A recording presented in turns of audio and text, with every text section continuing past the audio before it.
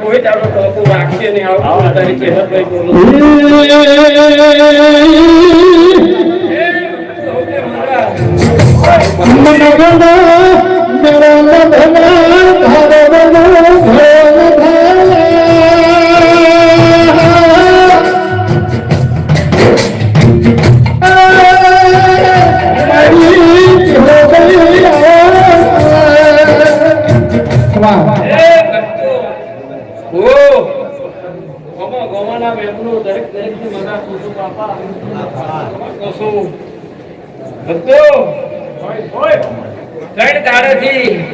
પગપળોથી વાળતા નથી